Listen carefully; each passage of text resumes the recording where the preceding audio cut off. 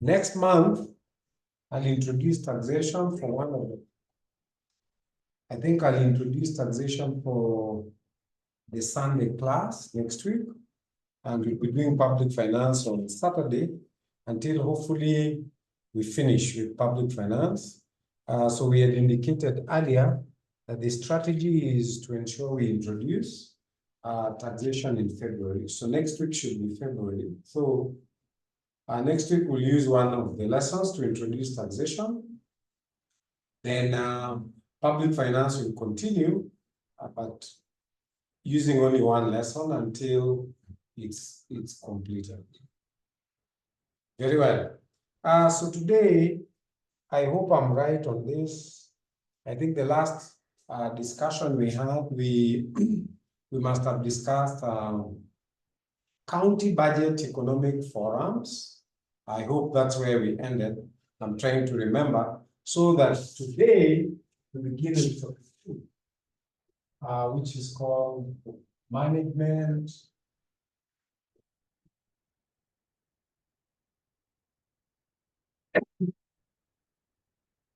and control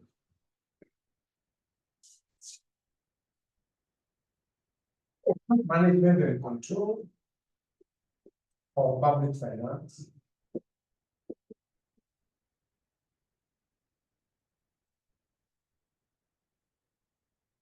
At national and county government levels.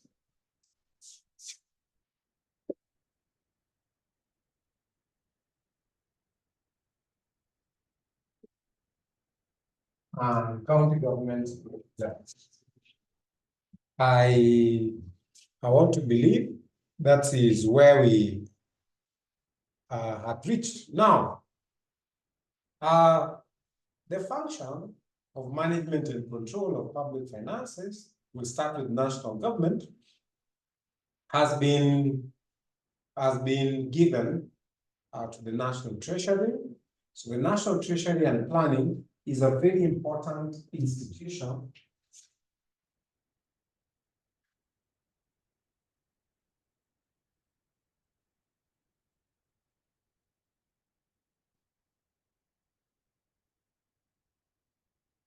The National Treasury and Planning is a very important institution when it comes to management and control of public finances. So the National Treasury will carry out this function on behalf or at the national government level.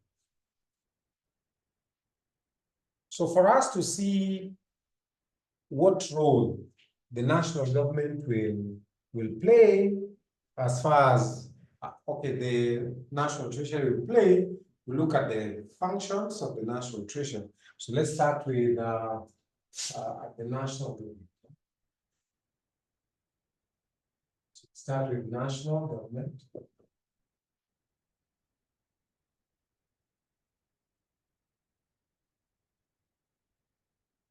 So at the national government level, we'll be looking at a number of things. First, we look at how is the National Treasury established. So it's established under the Constitution, under Article 225.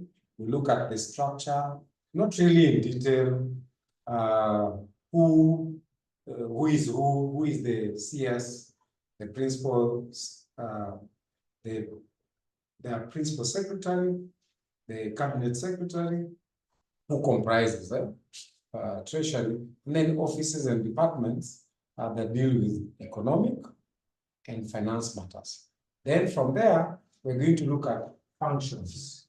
I'm just giving you a broad summary of what will be covered in management and control of public finance at the national level. We'll look at the functions of the national treasury, not really the functions. We'll begin with the responsibilities of the National Treasury. Under the responsibilities, we're going to see the management role of the Treasury for public, in relation to public finance. Then you're going to look at the functions of the National Treasury, which will bring out the control role. Then you're going to see how the National Treasury enforces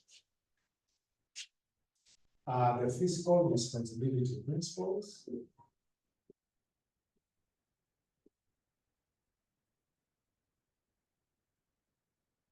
we're going to see what these fiscal responsibilities are and how the National Treasury will enforce them to control budgeting at the national government level.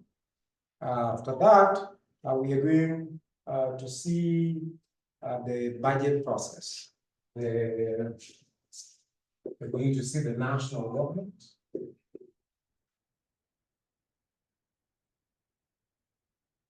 Budget process. I hope you still remember the budget process at the county, which you have already discussed, because questions come on that. So you can, even fiscal responsibility principles, you can be asked, explain any 4 fiscal responsibility principles. Or you can be asked, explain any 5 responsibilities of the National Treasury, or explain any 5 functions of the National Treasury, or explain the national government budget process. And for this national government budget process, they usually give 10 months, meaning every step will be important. So first, I was just trying to give a summary. Now we look at this, the national government. First, we look at establishment of the National Treasury, because it's very important. Establishment.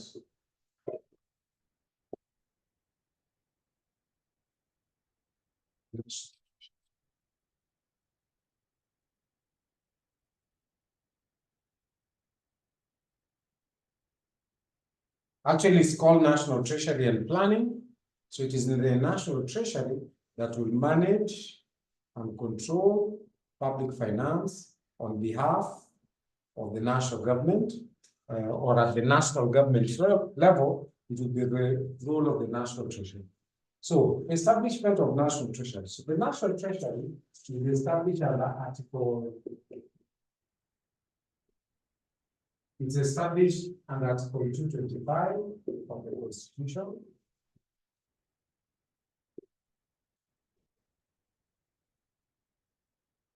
The National Treasury is established under Article 225 of the Constitution. Some things are just for information. Nobody will ask you about which article or which section. Nobody will ask you that. So have that in mind there. Then you'd say the National Treasury comprises National Treasury comprises. So first we have the Cabinet Secretary,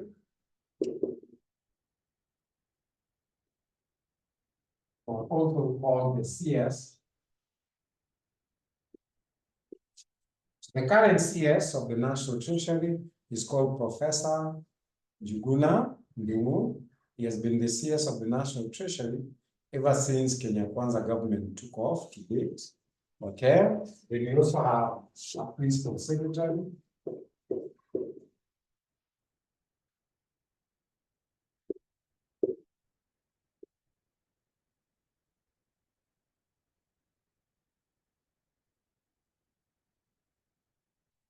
The current Principal Secretary is called Dr. Chris Kipto, I believe, but you can Google, but I think that's the name. Chris Kipto, I think he has been the PS from the beginning. And then the Treasury has departments.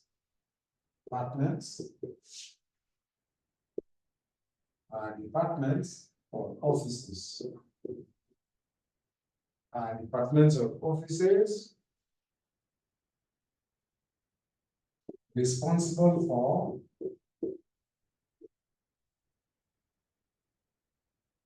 economic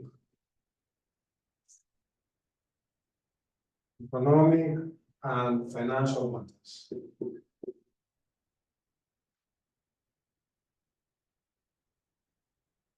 So anything to do with economic policy, macroeconomic policy, formulating policy, evaluating implementation, anything to do with matters finance, like any measures to do with revenue, estimation of revenue. The offices are there, including debt. Actually, the head of debt management in government has just resigned. Somebody called Aaron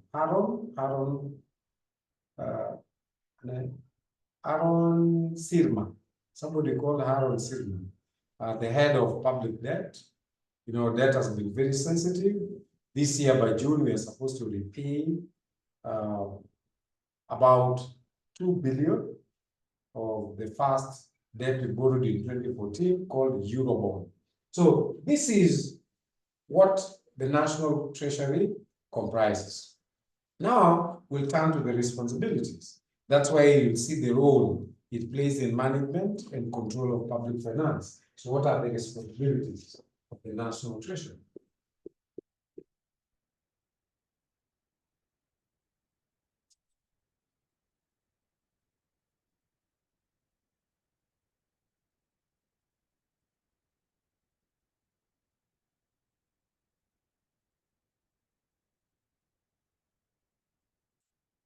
So what are the responsibilities of the National Treasury? So this is where the role of management of public finance comes in. So remember, the Treasury has departments dealing with purely matters finance and matters economic. So here are the roles. The first role, we'll call it A. So A, formulate, implement, formulate, implement, and monitor. Monitor, formulate, implement, and monitor macroeconomic. Macroeconomic policies involving revenue and expenditure.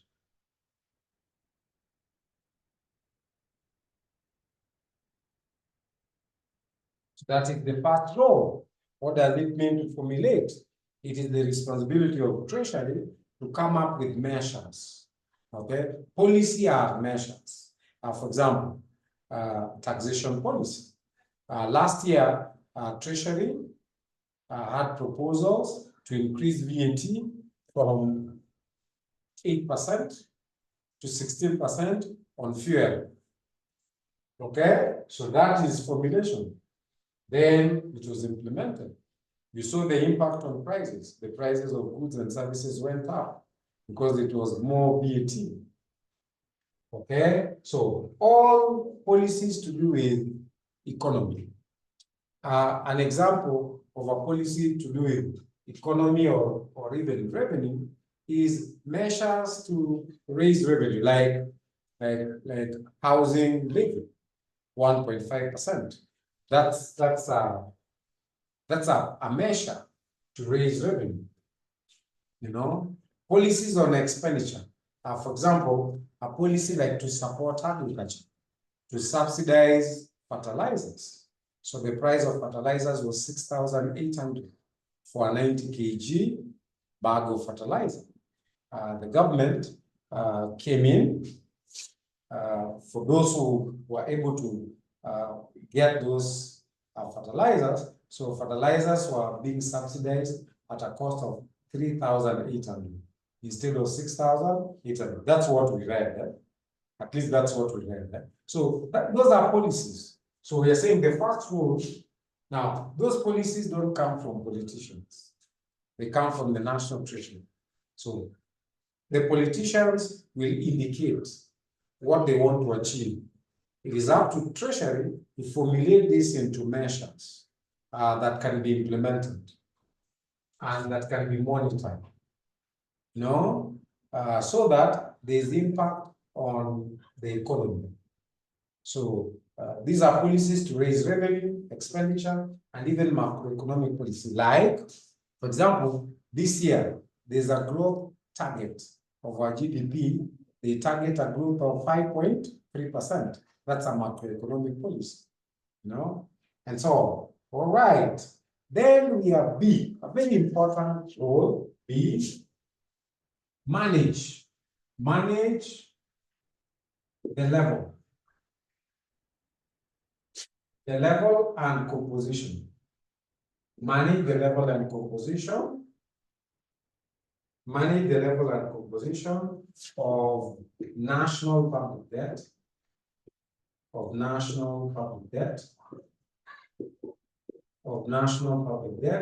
Level and composition of national public debt, national guarantees.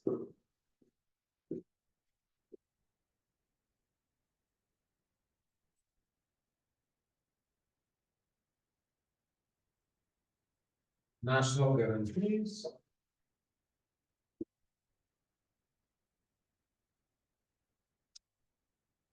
National guarantees and other financial obligations. Other financial obligations.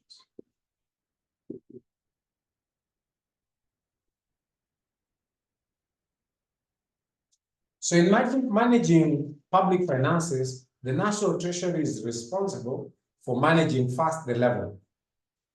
So what do you mean by the level? The level is the total amount of debt. Now we are getting different figures. I've read online that our debt has reached 11 trillion, that's the level. Today again, I read of 10.5, so it must be somewhere between 10.5 trillion and 11 trillion, okay? And they are saying our debt is already 70.2%.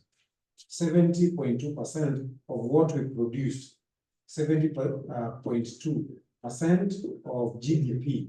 GDP means gross domestic product, the value of our total production in a year in terms of goods, agricultural goods, services, everything. So out of everything we produce now as we speak, 70% equivalent is debt.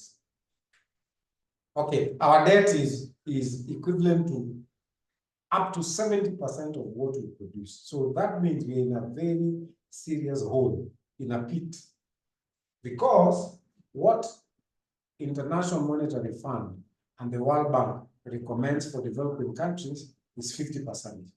That you should not borrow more than 50% of what you produce, more than 50% of your gross domestic product. Now, that's besides the point. I'm just giving you facts so that you know the key role that Treasury plays. Indeed, the officer, the Director General of Public Debt Management, who I told you is already leaving office. He'll be in office until August. He has already tendered his resignation. It's called, is it Harold Silma? Something like that. No? So debt management department is at the National Treasury. So it is the work of Treasury, not politicians, to manage the level, the maximum debt you can borrow, the composition. Composition means expensive. We have two types of debt. We have debt at market interest. That's very expensive debt. Unfortunately, that's the kind of debt we are on. Most of our debt is at market interest rate. So we are in serious trouble. The other type of debt is called concessional loans. Now, concessional loans are given by the World Bank. Concessional means the loans are according to your status. So if you are a poor country, you're given a loan at your level, meaning you can even be given a moratorium. You can stay 20 years before you start payment, like Haiti. Haiti is a very poor country, and other countries that might be as poor as Haiti to get concessional loans. So Kenya in the past, from independence, we've been very careful with borrowing. And most of the time, Treasury had recommended concessional loans, but later in our development under the Jubilee government, for some reason, they decided to go for loans at market interest rate. Anyway, that's besides the point. What is important, the main work, or I don't know who decides finally, but the work of advising on the level and even the types of debt composition of public national debt, guarantees means the national government guarantees counties and other state corporations for what they borrow. So all those guarantees are obligations, because if they fail to pay, the national government has to pay. And any other obligations, it is the national treasury that does that. And it is the national treasury to ensure that our debt is sustainable. Sustainability means we are at a level that we can manage. Okay, that's B. Then C, so C is policy, economic policy that facilitates social development. So C is formulate, evaluate, formulate, evaluate, and promote. Formulate, evaluate, and promote economic and financial policies. Economic and financial policies. Economic and financial policies. Economic and financial policies that facilitate economic and social development.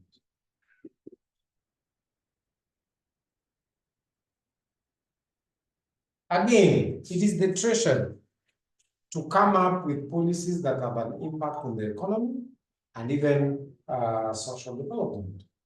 I'll give you an example of both policies. Like a policy to facilitate economic development. Last year, in the budget of 2023-2024, National Treasury made proposals to reduce tax for non-resident companies from 37.5% to 30%. Now, that is meant to attract more foreign investment because they feel that there's equitable treatment, equitable tax treatment, whether you're a foreign company or a local company. So formulate, evaluate, and promote both economic and financial policies. Now, these economic and financial policies should have impact on economic development, like the tax policy of reducing tax for non-resident companies from 37.5% to 30%. Okay? For social development, this country for some years now has had, has had social protection for the elderly. The elderly are those who are 70 years and above. So social protection for the elderly means the elderly will get some amount. I'm sure you know about this, or you've heard about it, where the elderly are given 2,000 every month from the treasury. But the treasury works with the Ministry of Labor. It is the Ministry of Labor to identify the elderly in different localities, register them, and then facilitate payment. But the money comes from the treasury. The measures, the idea or the social impact policies come from the treasury. So treasury will come up with measures or policies that have both an economic impact and also an impact on social development, social protection, protect the elderly and the vulnerable groups in the society, like bursary, giving bursary to poor children to go to school by the government. All those are matters that are carefully designed into policies by the National Treasury. Remember, we are looking at management of public finance at the national level. Then you're going to look at control there. So I'll look at a few more. The other one is to mobilize both local and external resources. So resources means Treasury has a very big role in networking with our development partners, foreign missions, embassies, international agencies like USAID, JICA, UNEP, and others. Why? Because all these agencies contribute to our development. So when USAID supports our, our budget for supply of drugs, especially to HIV patients, and when the global funds supports our funding for malaria drugs and other drugs. Now, all these agencies are, are kept in interaction by the Treasury. At the Treasury, there's a department called External Resource Department. So its main role is fundraising. So they fundraise from external sources like the World Bank, the IMF, USAID, Japan International that supports gov't, and so on. And all these agencies, so Treasury coordinates mobilization of resources. Resources means it's not just funding. They can also mobilize technical support, advice, and so on, which is very, very important. So we then look at D. We look at D, how Treasury mobilizes resources. So D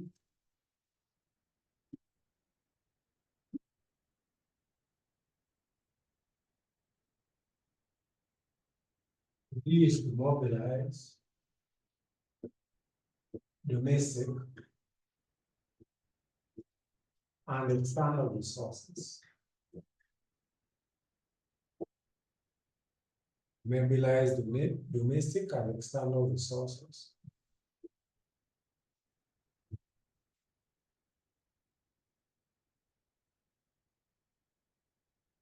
for financing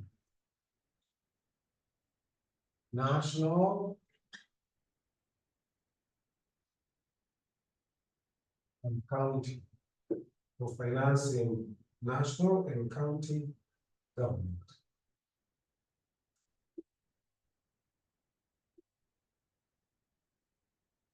Budgetary requirements.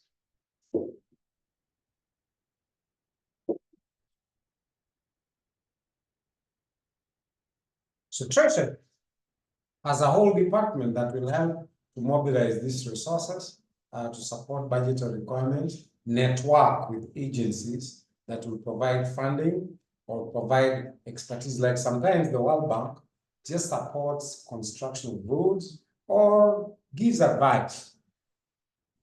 Or you can't see what's written. Okay, I'll read for you. I'll dictate and you write.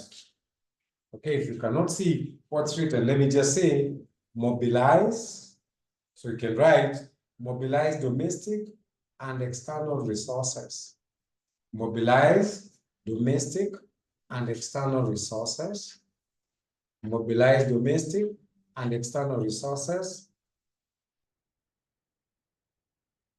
for financing. Mobilize domestic and external resources for financing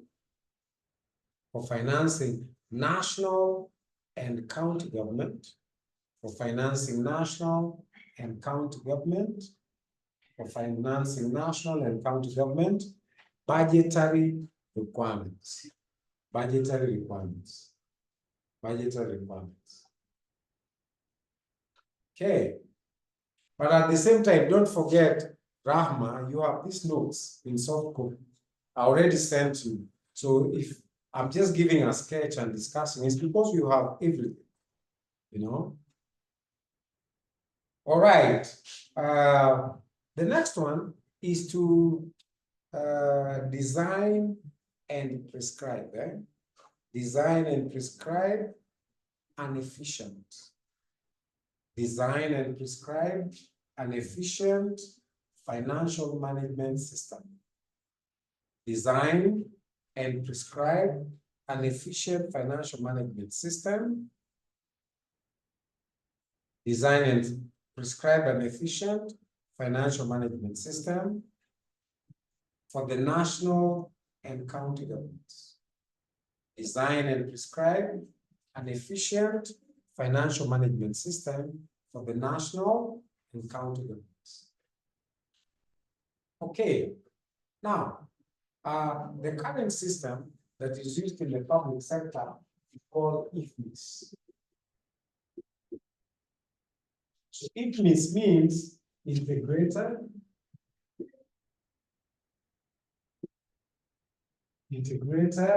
financial management.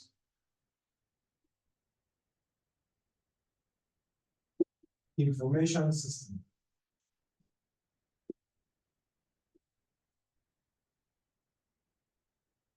So this is the current system that is used by the public sector.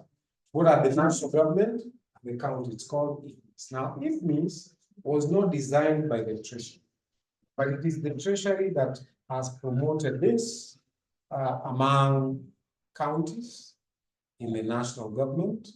And actually, Treasury has done a lot of work to modify the system.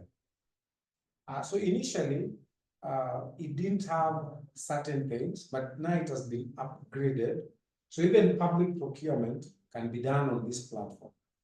So you can, government agencies wishing to procure means to purchase computers, stationery, or any other requirements, can do so on the IFMIS platform. Initially, it didn't have that facility, but Treasury has upgraded.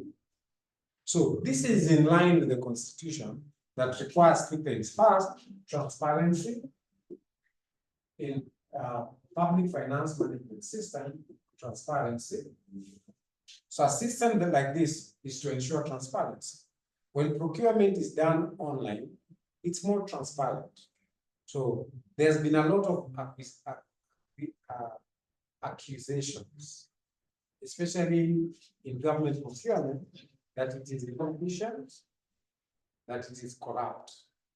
And I want to believe that if it's done on an online platform where people don't meet face to face, that is likely to bring more transparency, is likely to bring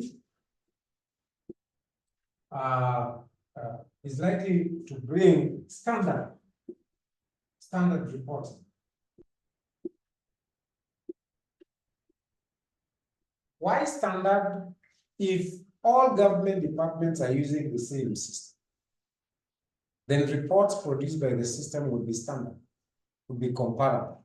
Now, this is in line with Article 226 of the Constitution. But like I said, nobody will ask you about the articles. So what is important here as a role of the National Treasury is that they will design, promote, they'll design and promote financial management system for the national and county government. Now, this is important. It will ensure transparency in financial management and standard financial reporting.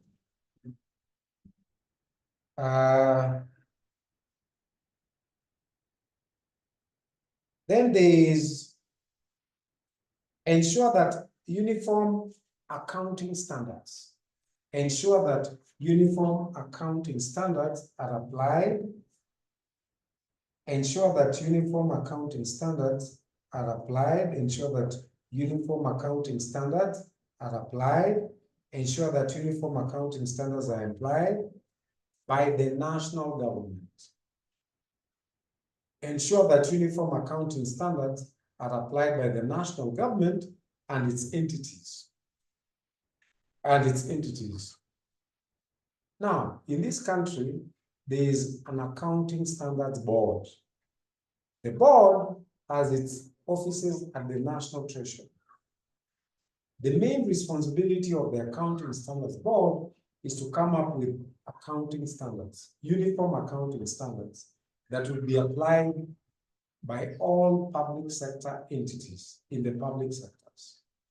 Now, Treasury will assist the work of the Accounting Standards Board by ensuring that these accounting standards are applied in all the public sectors. They apply uniform accounting standards, in order to improve on financial management, uniform accounting standards. Then probably one more, and one of the most important roles of the Treasury, they prepare. You can say to prepare the division of revenue bill, prepare the division of revenue bill, prepare the division of revenue bill, prepare the division of revenue bill, and county allocation. And county allocation of revenue bill. And county allocation of revenue bill. Now, we'll be discussing more about this important legislation. These are laws, very, very important. Now, Treasury does not prepare them on their own. They will consult. They will consult the Commission on Revenue Allocation. They'll also consult the Intergovernmental Budget and Economic Council. So what are these two bills? The Division of Revenue Bill, as the name suggests, will specify the share of revenue by the national government, which will be for the counties and the national government share. For example, the Division of Revenue Bill may have a specification like 35% of the total revenue collected by the national government should be remitted to the counties as the total share of the counties, so that the national government remains with 65%. I've just given you an example. So Division of Revenue Bill will give specification, or will specify the share of revenue collected by the national government that belongs to the national government, and the share that will be remitted to the county governments. That's the Division of Revenue Bill. The other bill prepared by the Treasury is the County Allocation of Revenue Bill. So County Allocation of Revenue Bill will specify the share of the total revenue of the counties now for each county. For example, how much is the share of Garissa County? How much is the share of Wajir County, Meru County, Kiambu County, Kilifi County? This other bill will give specifics of those shares. So once that is ready, then the Treasury will submit these two bills to the National Assembly to pass them. Once they are passed, then those are the bills that will guide the sharing of revenue when the time comes. For the national, between the national government and the counties, and among the counties. These two bills. Let me put one last responsibility of the county treasury, because what we've done is quite a number. The examiner will only ask you for maybe 5. Okay, we're doing almost the 7th now.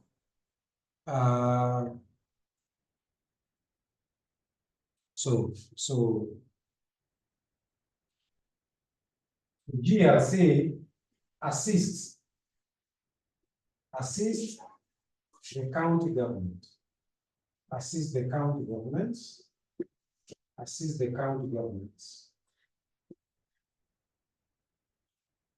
Okay, assist the county governments to develop capacity, to develop their capacity.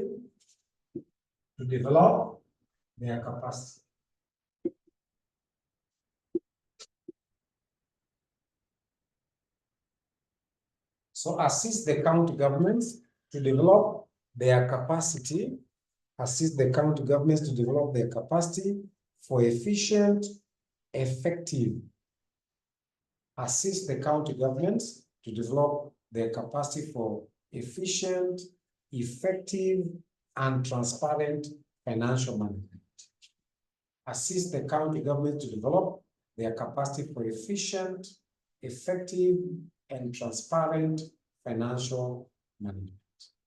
So, how will Treasury assist with capacity building, training, secondment of staff from Treasury to the counties? Secondment means some of the staff that are knowledge in efficient or in public finance management could be sent to different counties that will be able to assist to boost capacity in those counties.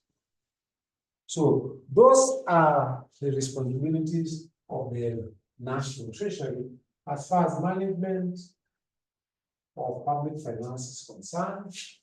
Now, I want to then turn to functions of the National Treasury.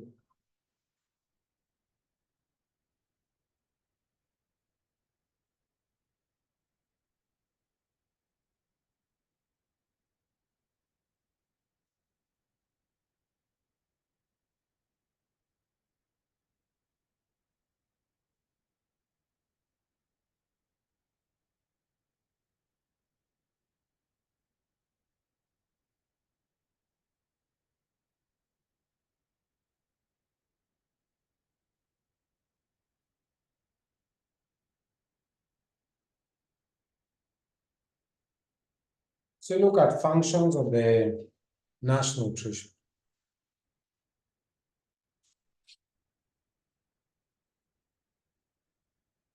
Those ones were responsibilities. Now look at some functions.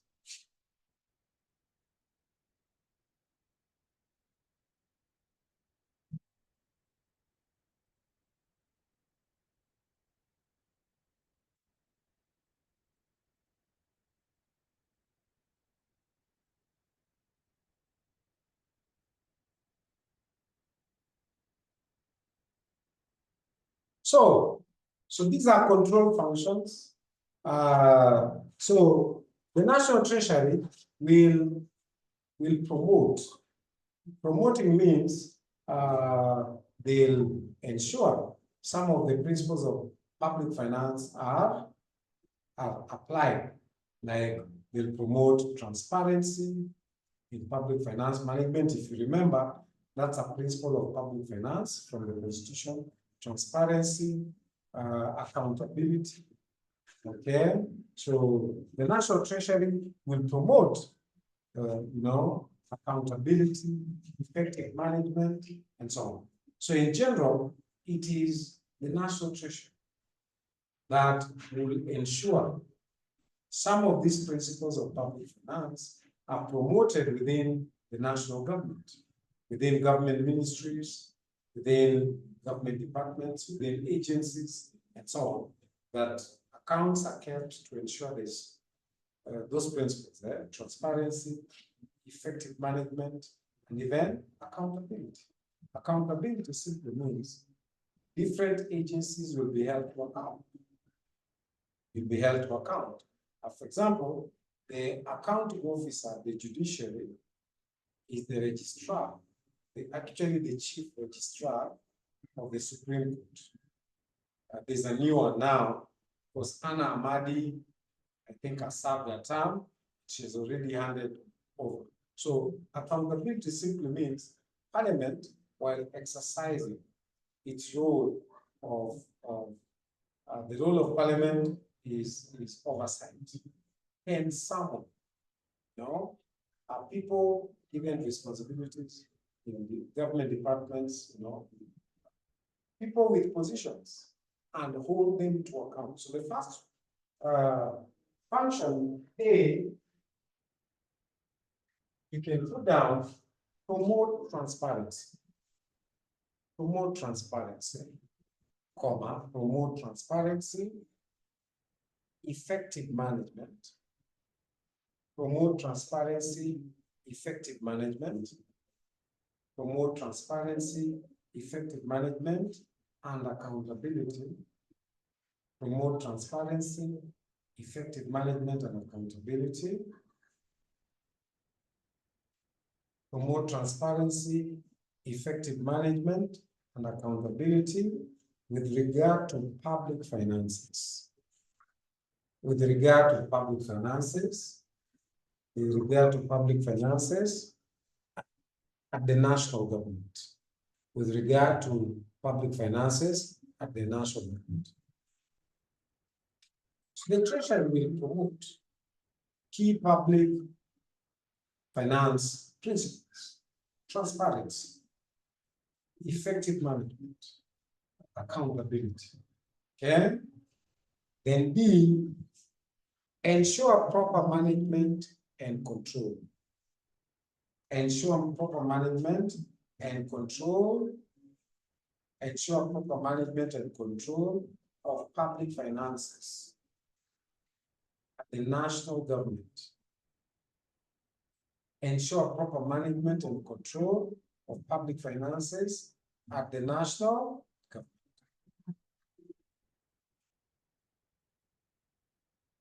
So ensure proper management and control of public finances at the national government. So it's the national treasury that will ensure proper management and control of public finances. What does that achieve?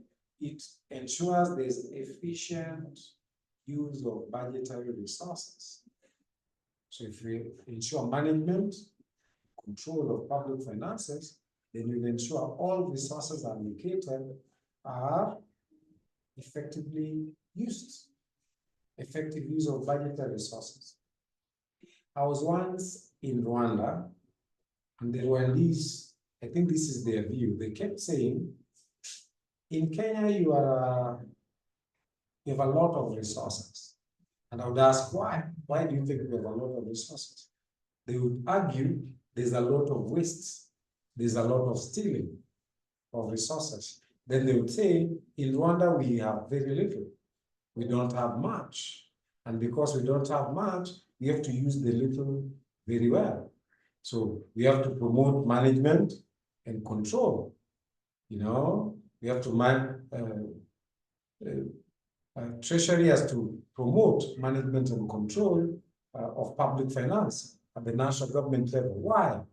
To promote efficient or effective use of public resources so that we don't have waste. A lot of countries think we have a lot of resources to waste.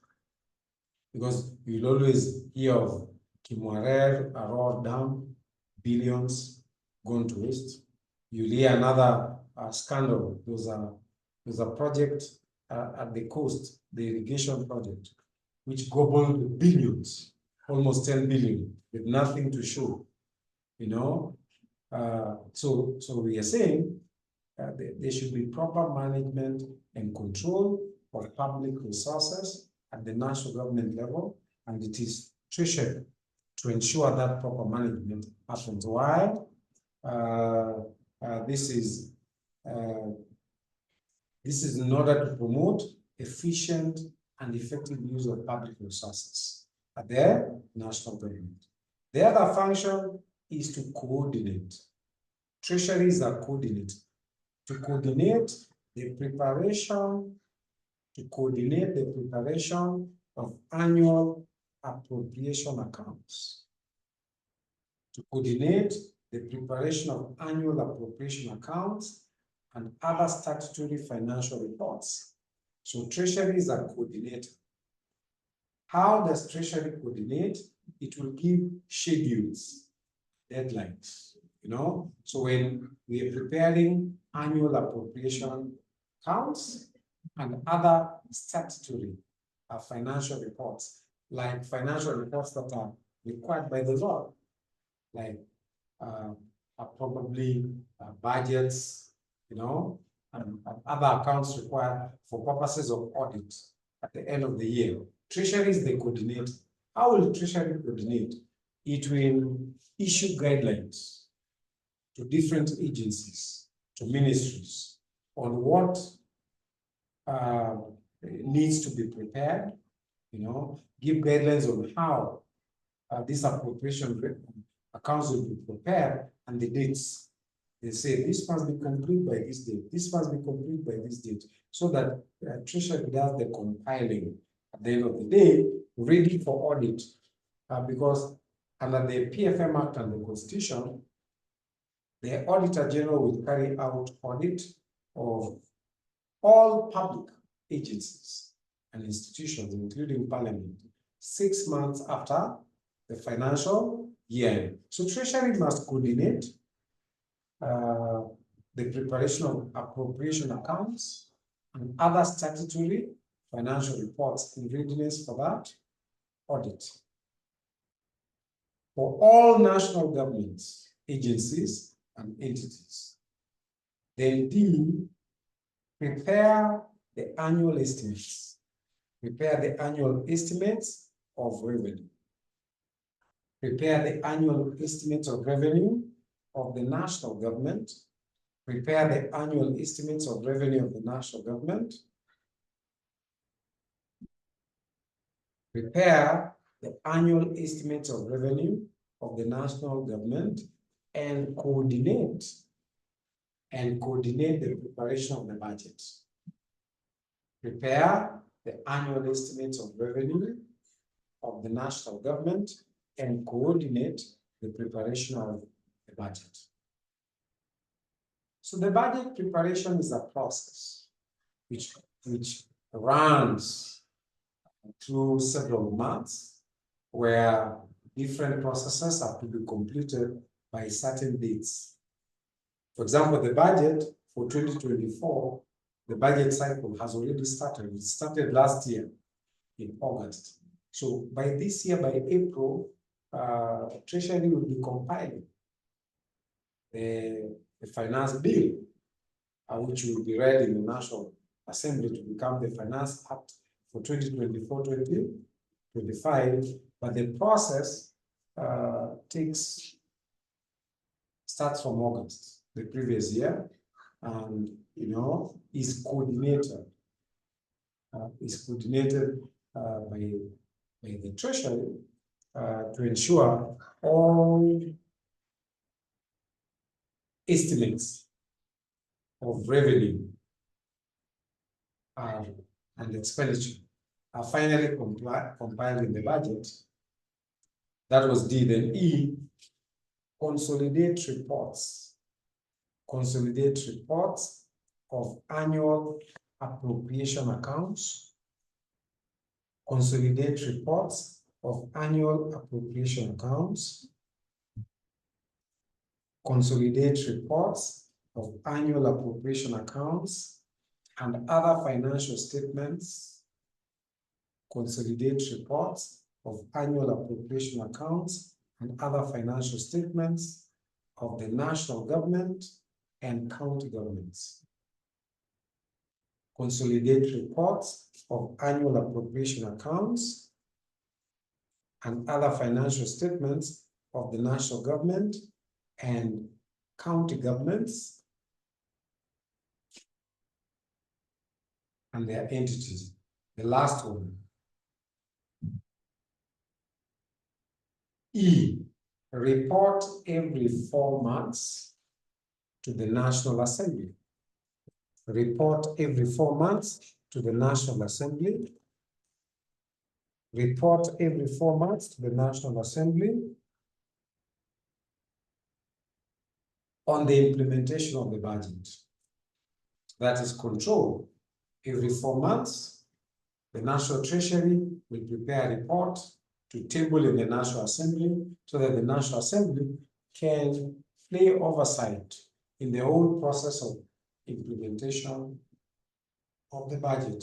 So those are the functions of the National Treasury. And maybe I'll add one more, just one more. F, we said report every 4 months. G, monitor the management of the finances. Monitor the management of the finances. Monitor the management of the finances monitor the management of the finances of public enterprises, monitor the management of the finances of public enterprises and investments, monitor the management of the finances of public enterprises and investments, monitor the management of the finances of public enterprises and investments, monitor the management of finances of public enterprises and investments by the national government, and its entities, by the national government and its entities. So the National Treasury has the function of monitoring the finances in all public investments and state corporations like Kenya Airways, Kenya Power, Kenya Ports, like, yes, as is the role of the Treasury to monitor the finances in those state agencies, including all public investments. 10 minutes break for prayer, okay? So we'll take 10 minutes. Let me see the time now. So the time now is around 7. So we'll be back by 10 past 7. Then 10 past 7, we'll start again.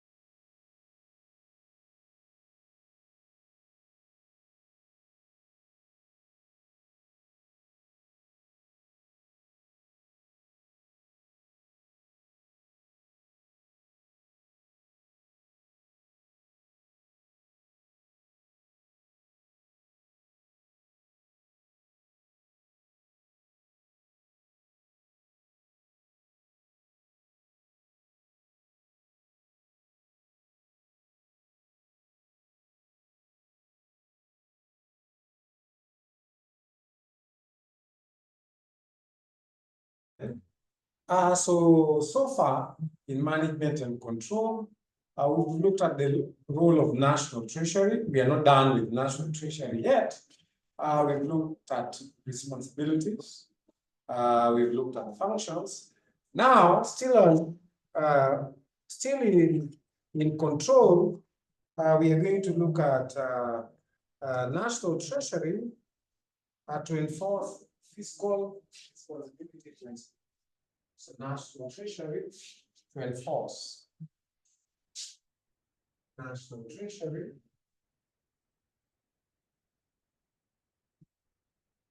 enforce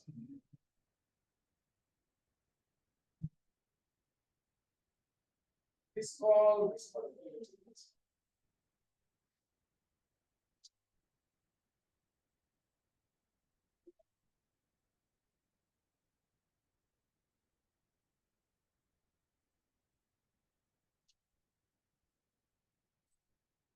Now, the Public Finance Management Act has provided principles.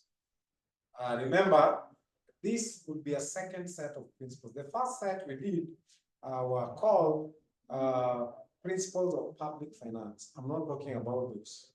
We also have fiscal responsibility principles. So the word fiscal directly refers to budgeting. Anything fiscal measures refers to measures that target certain objectives in the budget. So the word fiscal refers to budgeting. So there are certain principles that are required to be enforced in making the budget at the national and county government level. Now, for your exam, your examiner can tell you, explain any 5 fiscal responsibility principles. So here are the principles.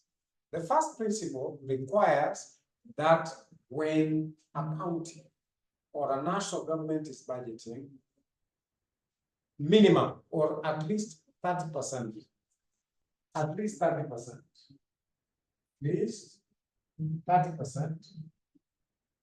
of the budget must be allocated to the government. Allocated to the government.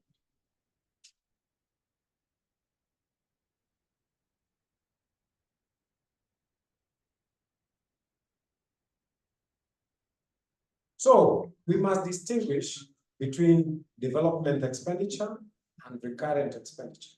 Development expenditure is expenditure, say, for building capital assets, like a market in a county, like a road, like installing power stations, power lines and so on.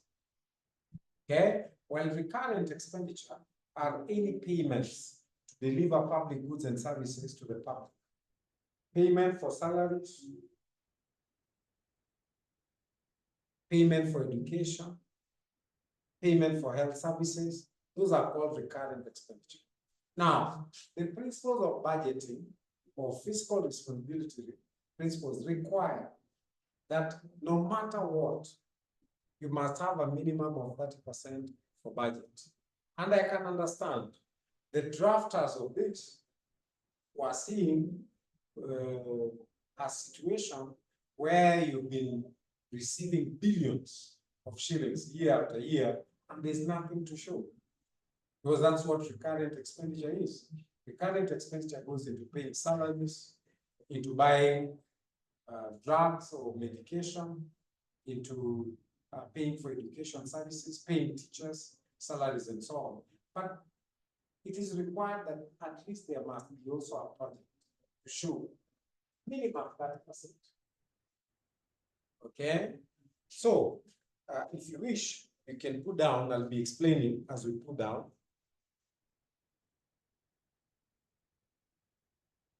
So you say, the National Treasury shall enforce.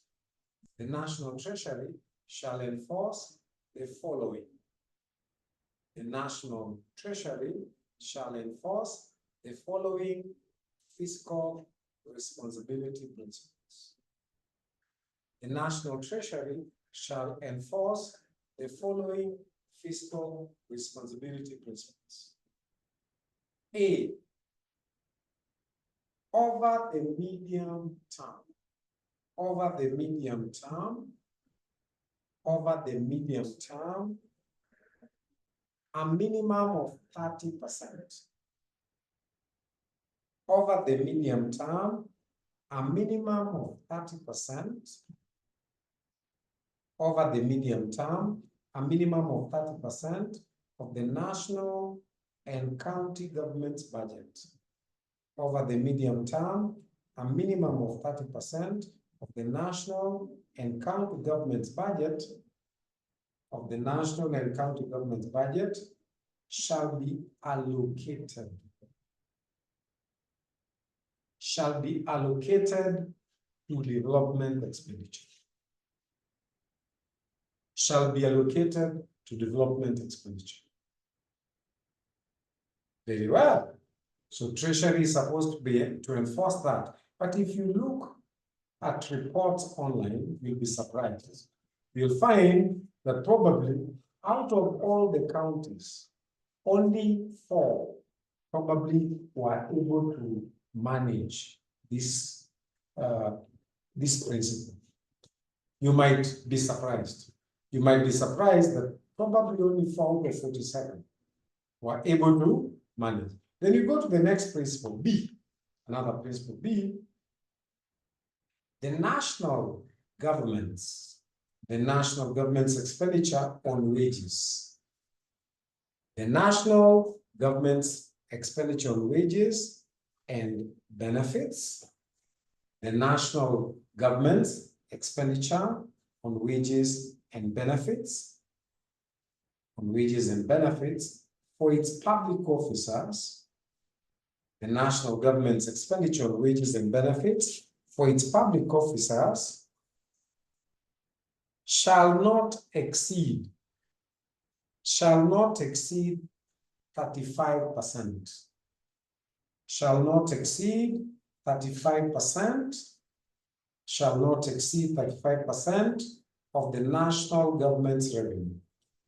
Shall not exceed 35% of the national government's revenue.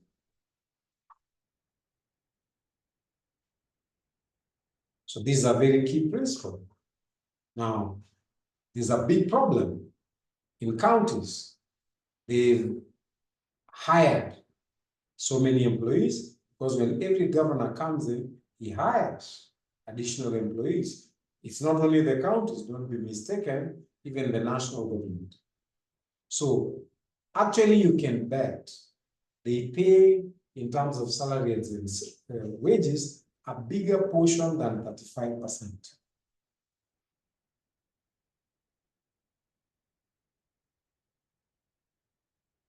Oh,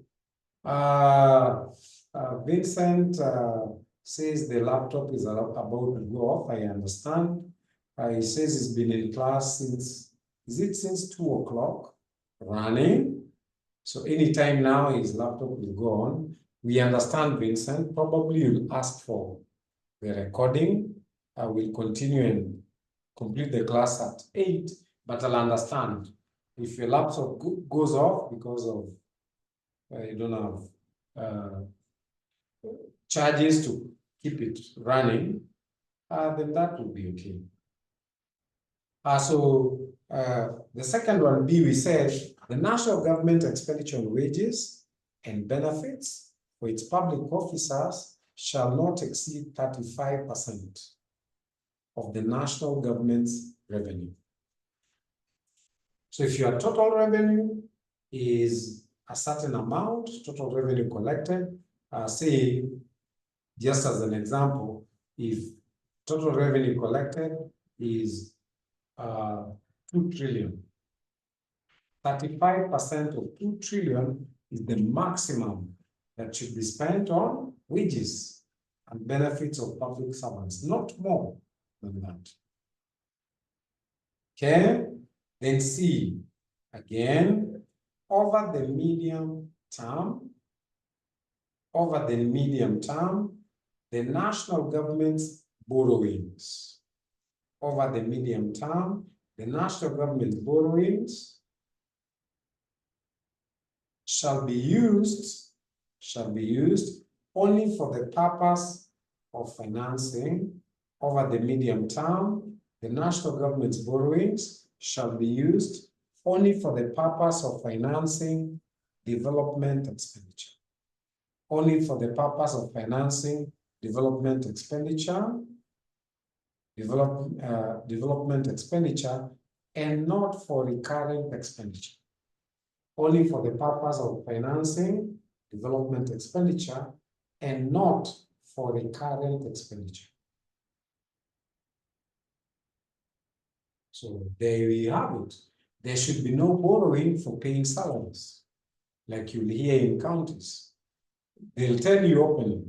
The governors will say, there was delay in receiving of allocation from the national government, and we are given to borrow to pay salaries. While the fiscal responsibility principle clearly states, borrowing shall only be for development. You borrow to develop a market, you borrow to invest in a road, electricity, water project, and so on, not for paying salaries. Then D, public debt and obligations. Public debt and obligations, public debt and obligations shall be maintained. Public debt and obligations shall be maintained at a sustainable level. Public debt and obligations shall be maintained at a sustainable level, as approved by Parliament. At a sustainable level as approved by Parliament, for the national government, as approved by Parliament for the national government, and county assembly for the county government. And county assembly for the county government. And county assembly for the county government. Okay, so this principle is key because it sets a limit for the public debt. So public debt must be sustainable. Sustainable means don't dig too much, like now we're in the pit. I just told you, I read just today that our debt is already 70.2% of GDP, total of what we produce in a year. 70% is equivalent in debt, while IMF recommends that a developing country like Kenya should only have debt level up to 50% of GDP. Now, the principle says debt must be maintained at a sustainable level. Now, those sustainable levels would be approved by Parliament. Like for the national government, Parliament had approved 10 trillion. But now our debt is already at 10.5 trillion, going to 11 trillion. What happened? For counties, the sustainable level of debt must be approved by the county assembly. Then E, fiscal risks shall be managed prudently. Fiscal risks shall be managed prudently. Fiscal risks shall be managed prudently.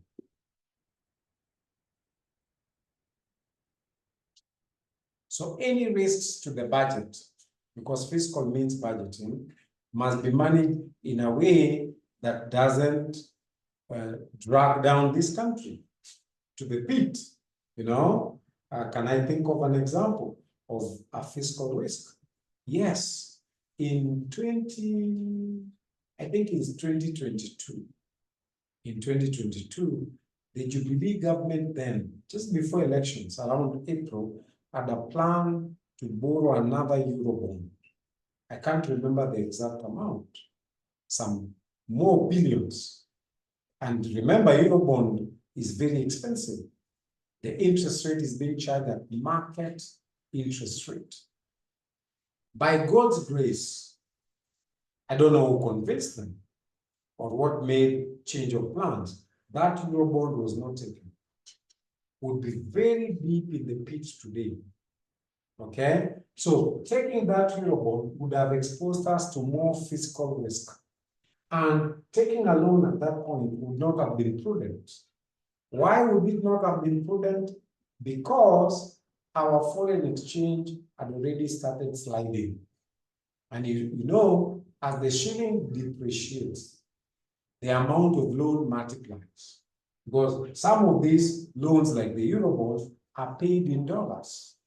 So as you pay interest in dollars and the principal in dollars, and as the exchange rate now is sliding to 160, I don't know. Our backs on the wall. We'll need to fork out a lot of money to pay for that Eurobond already because of our depreciating shilling. So we are talking about managing fiscal risk prudently. In my view,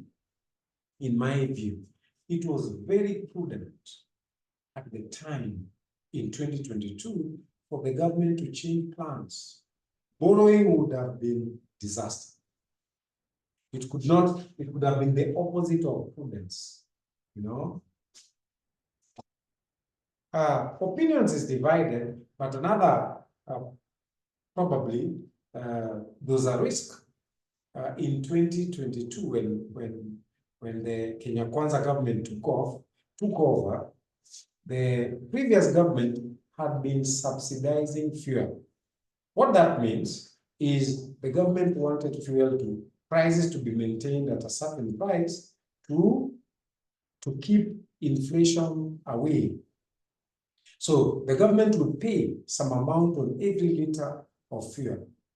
Now, when Kenya Kwanza came in, they said, no, this is not sustainable. So they removed the subsidy. It was called fuel subsidy.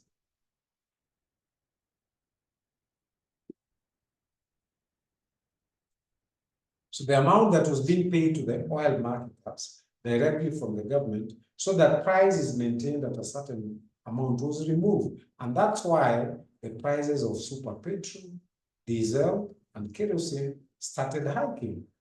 Then what did the government again do? They went back to this. Now they're back to this, and IMF is making a lot of noise. It's saying you cannot afford to subsidize fuel because you're a developing country. You see, once you agree to abide by policies by the IMF, they'll put pressure on you.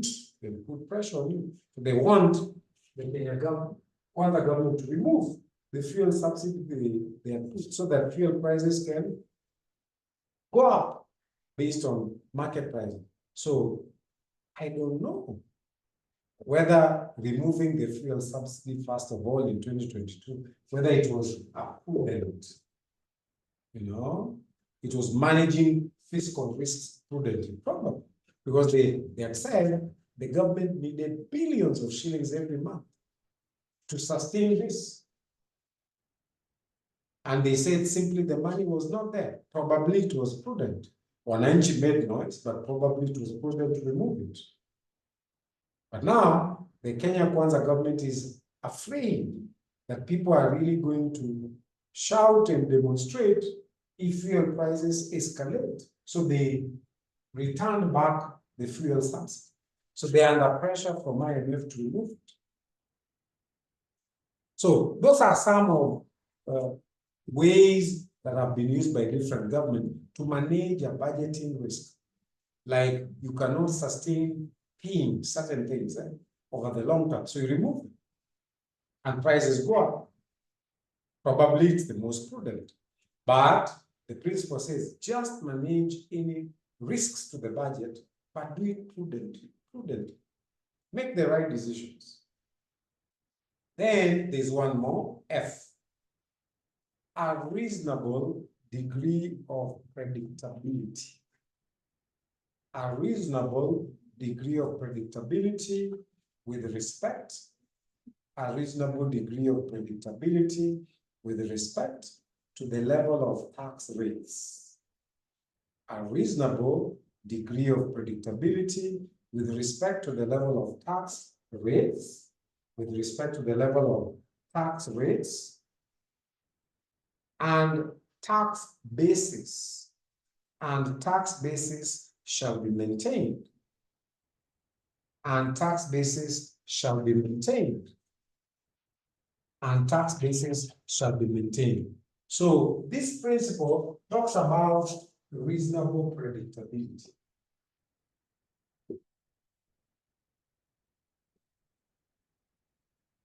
Predictability means certainty.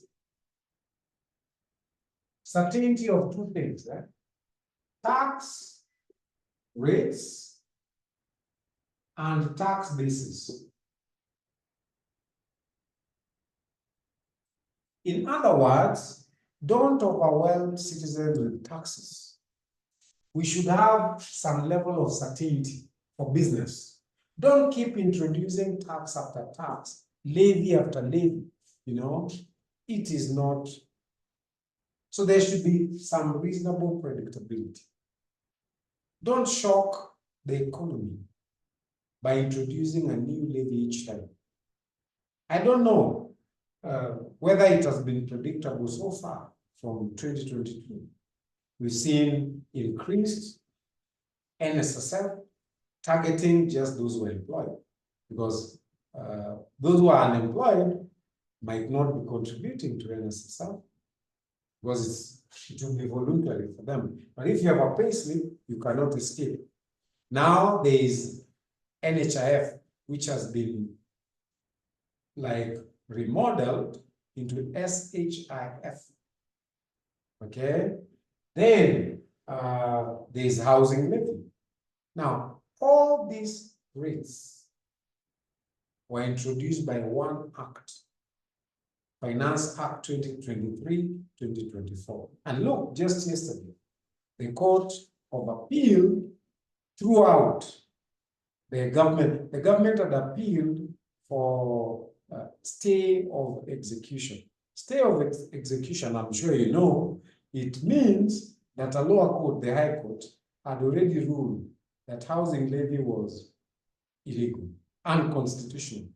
But then the government rushed to Court of Appeal and said, look, we are appealing that we keep things the way they are. We keep deducting as we file an appeal. That was the ruling that was made yesterday. The judges said, no, it's in the public interest. We cannot grant you stay of execution. So we are throwing it out. We are agreeing with the High Court that this thing is unconstitutional. There was no public participation. And in any case, we think it is targeting at only those who are employed. So it's not equitable. It's not for everyone.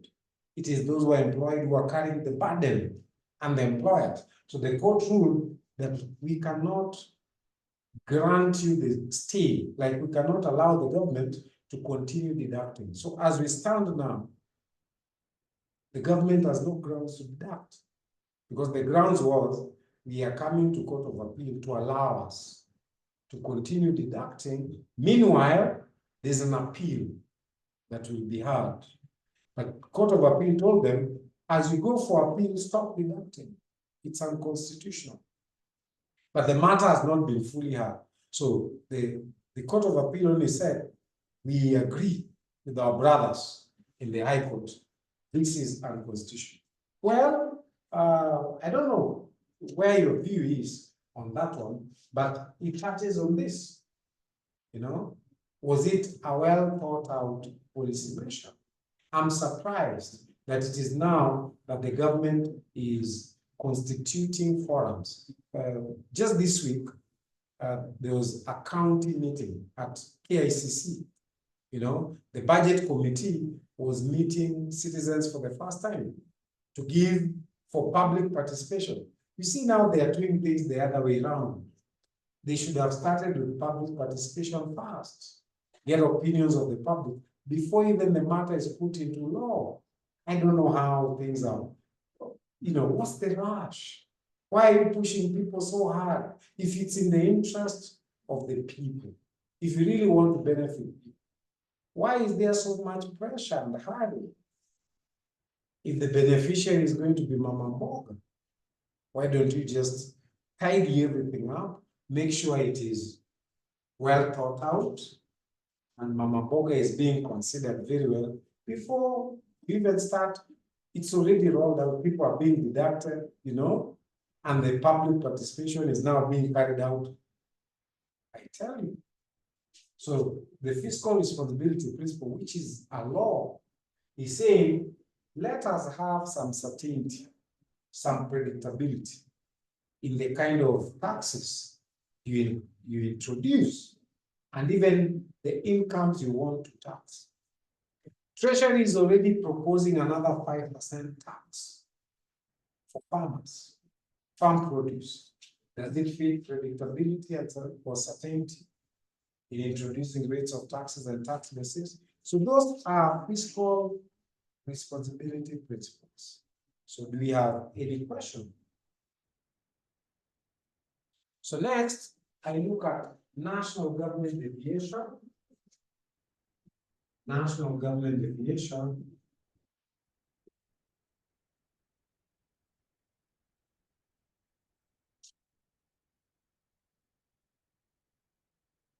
Deviation from financial objectives.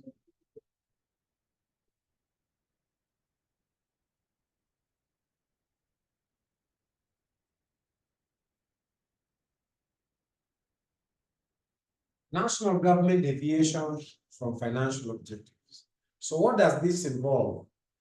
A government that has just been elected, that is just coming in, or alternatively, if there is an urgent and unforeseen event that has taken place that is disastrous, it might force the government to prepare a report through the National Treasury to Parliament and explain to Parliament why they cannot follow the financial objectives that have already been set in other documents, like the budget policy statement, BPS.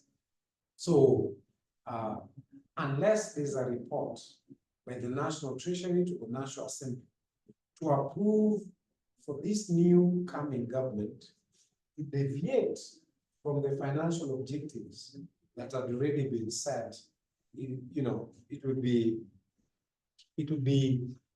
illegal or unconstitutional for a coming in government not to meet the financial objectives that had already been set by the previous government. So if there's a disaster, example, in 2020, we heard that there was a flu somewhere, China. People are getting sick and so on. Later we heard it's called COVID-19. And I, as a human being, and as one of them, I thought, no, that thing is very far. It's for Asia. It never took 2 weeks. We already had a case here. And no, diseases spread exponentially. So in another 1 week, in another 2 weeks, they started documenting cases, 200, 500, 1,000, and so on. So in a case that, like that, which is urgent and unforeseen, a government might, through the National Treasury, prepare a report to Parliament to be allowed to deviate. But this deviation is not permanent. They must explain to Parliament the time frame, how long the deviation will last, and propose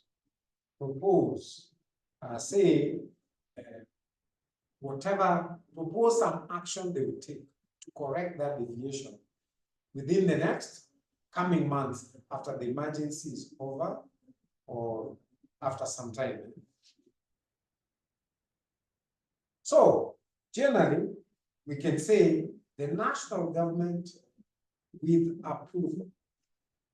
The national government with approval, the national government with approval of Parliament. The national government with approval for Parliament may deviate from the financial objectives may deviate from the financial objectives, may deviate from the financial objectives in the budget policy statement, or BPS, may deviate from the financial objectives in the budget policy statement, BPS, in the budget policy statement, BPS, on a temporary basis, very temporary, on a temporary basis. On a temporary basis, but remember, the only reasons for that deviation should be a natural disaster, like there's an earthquake, God forbid, there's an earthquake, there's massive disease, like it was in 2020, but God forbid, if there's a major natural disaster or there's a significant unforeseen event that has taken place, or a new government has come in. So it will only be temporary. Or if there is change of national government. So let me give you those reasons. So you say such deviation may be necessitated by. Such deviation may be necessitated by. Such deviation may be necessitated by a natural disaster. Such deviation may be necessitated by a natural disaster or other significant unforeseen event, or other significant unforeseen event, or other insignificant, or other significant unforeseen event,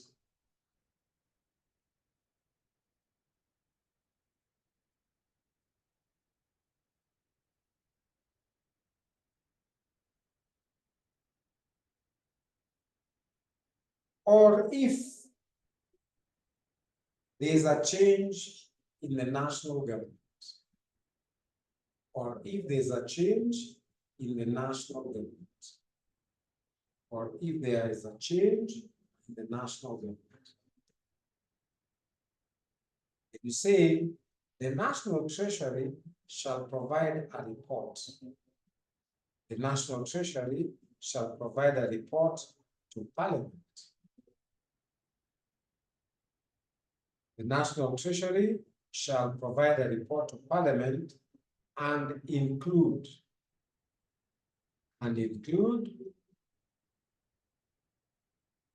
National Treasury shall provide a report to Parliament and include the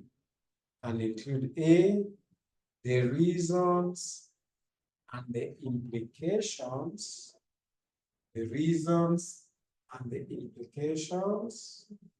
of the deviation. The reasons and the implications of the deviation.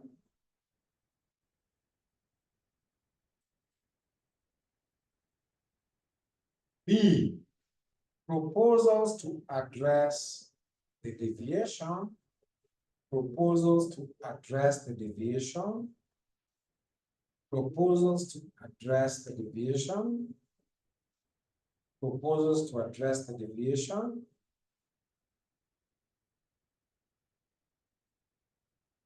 Then C, the period the deviation is estimated to last. The period the deviation is estimated to last. The period the deviation is estimated to last. The period the deviation is estimated to last. And lastly, D, the status of development projects. The status of development projects. The status of development projects initiated by the national government. The status of development projects initiated by the national government.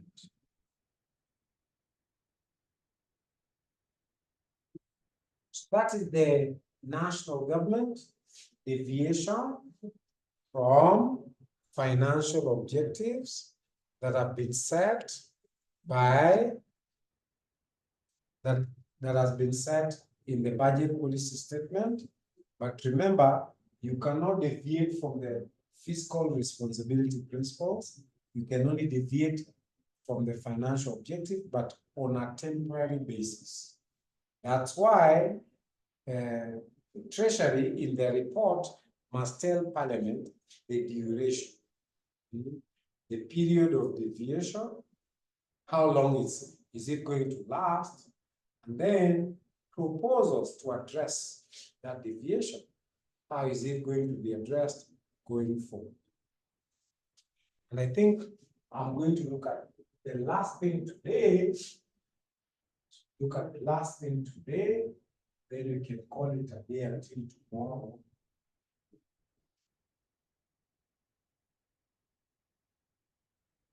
Last process.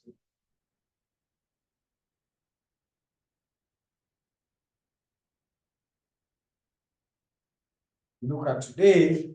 So in the process of the national government preparing a finance bill or budget, the first process ever by the National Treasury is to prepare what we call a budget policy statement or a BPS. And that's what we want to look at. So I want to look at National Treasury.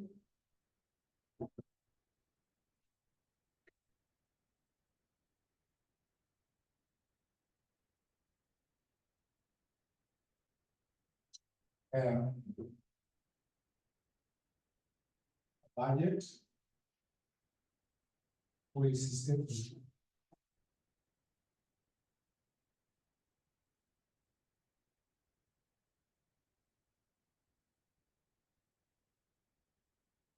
National Treasury to prepare a budget policy statement or BPS. So the National Treasury prepares this budget policy statement by the 15th of February each year. So, but sometimes they beat that deadline.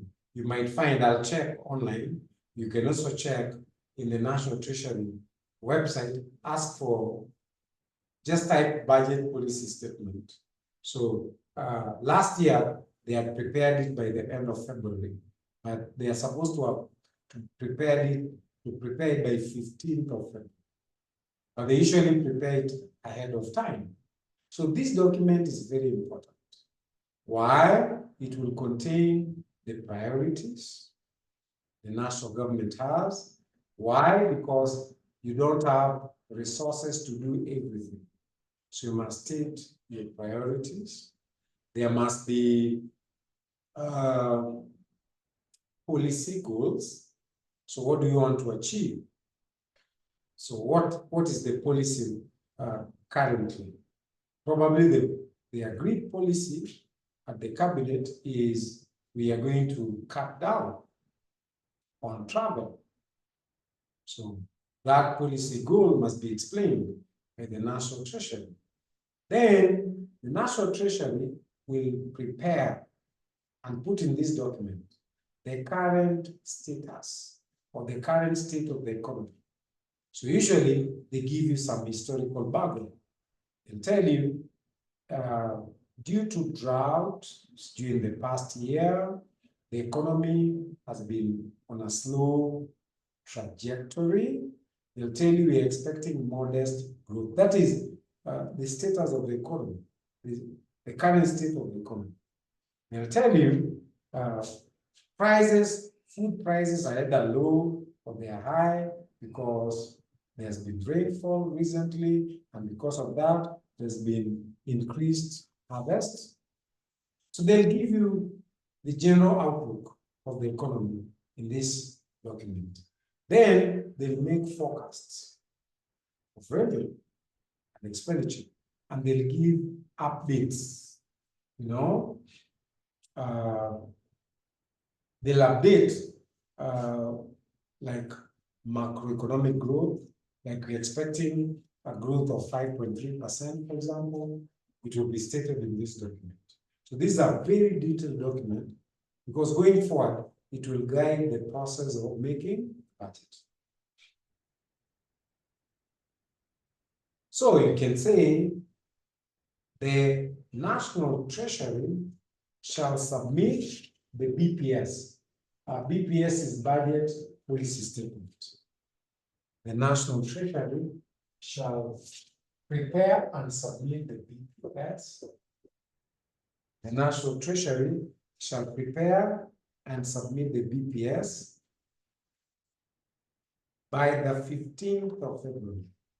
The National Treasury shall prepare and submit the BPS by 15th February in each year. By 15th February in each year.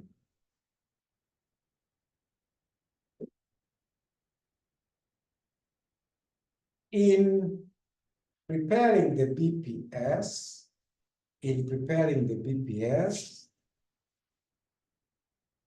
the National Treasury shall set out, the National Treasury shall set out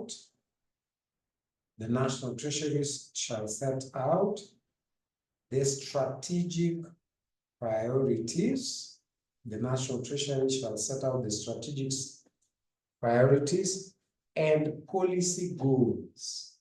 The strategic priorities and policy goals that will guide the national government. The strategic priorities and policy goals that will guide the national government and county governments. In preparing their budgets. The strategic priorities and policy goals that will guide the national government and county governments in preparing their budgets. Then you say, the National Treasury shall include in the BPS. The National Treasury shall include in the BPS. The National Treasury shall include in the BPS. So if you look at the exam questions, normally the examiner asks about contents of the budget policy statement. So what are the contents? Give 4 contents or give 5 contents of the budget policy statement. The first content A, an assessment of the current state of the economy. An assessment of the current state of the economy. An assessment of the current state of the economy and the financial outlook. An assessment of the current state of the economy and the financial outlook including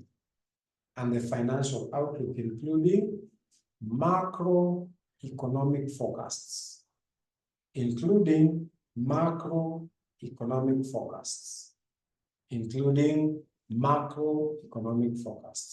That is A, they do an assessment of the economy, including the outlook. What do they foresee this year?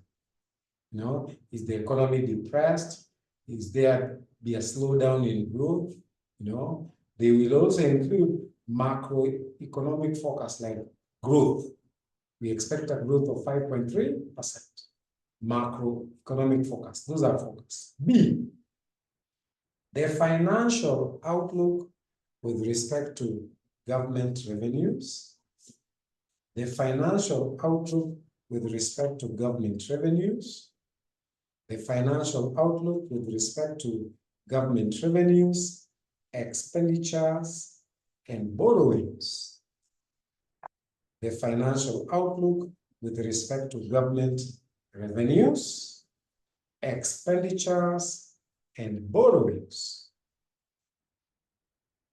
Then C, the proposed expenditure limits, for the national governments. The proposed expenditure limits for the national government. The proposed expenditure limits for the national government, including those of Parliament, and the judiciary, including those of Parliament and the judiciary,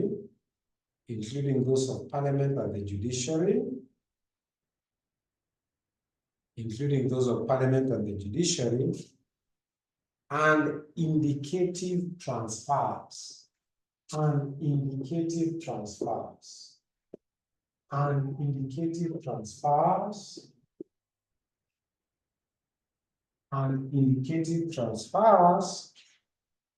to county governments, Then lastly, B, the last one, the fiscal responsibility principles, and financial objectives. The fiscal responsibility principles and the financial objectives. The fiscal responsibility principles and the financial objectives, including the fiscal responsibility principles and the financial objectives, including the limits on total annual debt, including the limits on the total annual debt, then we stop there. Including the limits on the total annual debt, we stop there. So is there any question before we end the class? Any question?